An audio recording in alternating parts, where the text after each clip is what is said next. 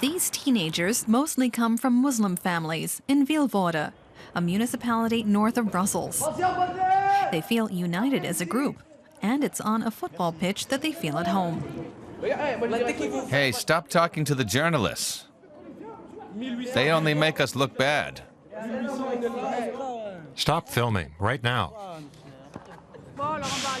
But eventually, some of them did speak to us. They told us how their group feels torn apart, as recently nearly 30 teenagers left Vilvoorde for Syria, enlisted by extremists. It's terrible. I know some of them. It's really sad. They could come back dead. I'm against them going to Syria. That's my opinion. Moad knows almost all the guys who went to Syria.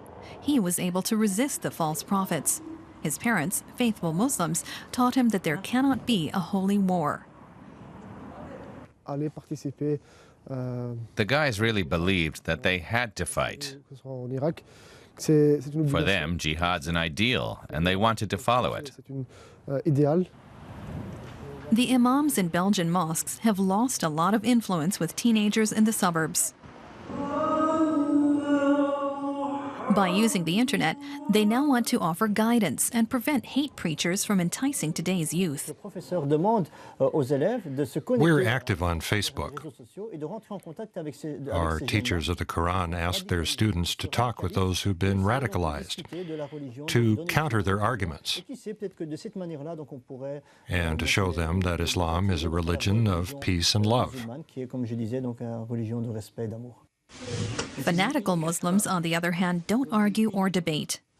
To lure teenagers, the group Sharia for Belgium uses a wildly doubtful prophecy that one day the youth will be the administrators of an Islamist state in Belgium. At the moment, more than 40 members of this group are on trial. One of the plaintiffs is Dimitri Bontink. His son, Yeyoun, was enlisted by the Sharia group and went to Syria. Risking his own life, his father managed to get him back home. It's a story with a happy ending. But Bontink resents how little help he got from the authorities.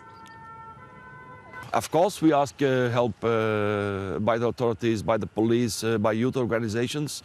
And the answer was they couldn't do something because there was freedom of organization, there was freedom of speech, there was freedom of religion. You know, they were laughing with me, they took me as a clown. You know what they said to me? That it's not even my business to know where is my son. I said, excuse me, I'm a father. This criticism seems to be justified. For decades, the country has been preoccupied with its own unity issue. The scientist Anne-Clémentine Larocque says the job of integrating other cultures has been more difficult for Belgium than for other European countries. For the last 20 years, Belgium hasn't done enough to fight radical Islam, and now it's a huge problem. One reason is because Belgium is split between the French and Flemish parts that form their own strong autonomous communities. It's a particularly good environment to spread radical Islam. Since the failed terrorist attack a few weeks ago, the security forces are on high alert. Police are present everywhere. But this is just the first step for the mayor of Vilvoorde. Here in Vilvoorde, we need more schools and more facilities for young people. We need more sports grounds. Because I'm certain that sport can contribute to integration.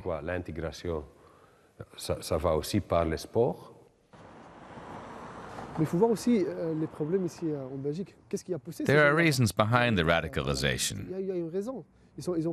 Teenagers didn't just wake up one morning and think, let's just go to Syria. Time and again, they felt rejected by the Belgian society. There is a chance to escape the hate preachers. Most of the guys in Vilvoorde know that.